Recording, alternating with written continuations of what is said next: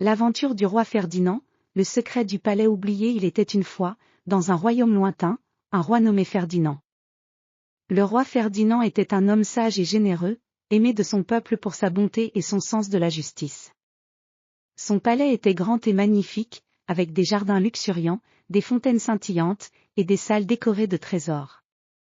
Un jour, alors qu'il se promenait dans les vastes jardins de son palais, le roi Ferdinand découvrit une vieille clé en or enfouie sous une pierre. La clé était ornée de motifs complexes et semblait très ancienne. Curieux, le roi Ferdinand décida de découvrir ce que cette clé pouvait ouvrir. Après avoir examiné la clé, il trouva une vieille carte cachée dans un tiroir de son bureau. La carte indiquait un endroit mystérieux dans le palais, marqué par une étoile dorée.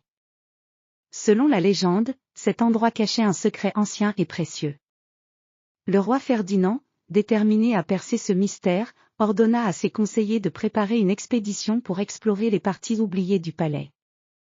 Il convoqua ses meilleurs explorateurs et ses architectes pour l'aider dans cette quête.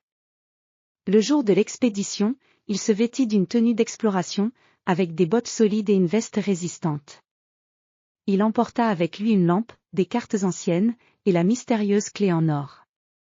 L'expédition commença par une visite des parties les plus reculées du palais. Les couloirs étaient sombres et étroits, ornés de tapisseries anciennes et de statues mystérieuses. Le roi Ferdinand marchait avec précaution, en suivant les indications de la carte. Les murs étaient couverts de poussière et les plafonds étaient soutenus par de grands piliers sculptés. Après plusieurs heures d'exploration, Ferdinand arriva devant une porte cachée derrière une épaisse tenture. La porte était en bois massif, ornée de motifs anciens. Avec la clé en or, il déverrouilla la porte avec soin. En l'ouvrant, il découvrit une pièce secrète, remplie de trésors et d'objets anciens. Au centre de la pièce se trouvait une grande table sur laquelle reposait un vieux livre. Le roi Ferdinand s'approcha de la table et ouvrit le livre avec précaution. Les pages étaient jaunies par le temps, mais les écrits étaient encore lisibles. Le livre racontait l'histoire d'un ancien roi qui avait caché ses trésors pour les protéger des envahisseurs. Il expliquait aussi les secrets de la construction du palais, avec des détails fascinants sur ses mécanismes cachés et ses chambres secrètes. Parmi les trésors, Ferdinand trouva aussi des artefacts précieux, tels que des bijoux, des pièces d'or, et des manuscrits anciens. Chaque objet était un témoignage du passé glorieux du royaume et de l'ingéniosité des anciens architectes.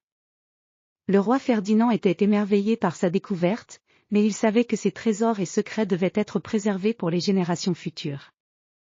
Avec l'aide de ses conseillers et de ses explorateurs, le roi Ferdinand décida de réaménager la pièce secrète pour en faire un musée ouvert au public.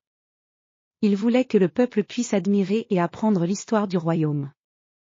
La découverte de la pièce cachée et des trésors enrichit non seulement la connaissance historique mais renforça également l'amour et la fierté du peuple pour leur héritage.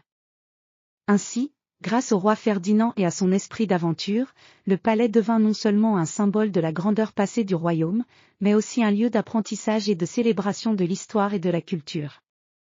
Le roi continua à gouverner avec sagesse et générosité, sachant que la vraie richesse réside dans la préservation du passé et le partage des connaissances avec les autres.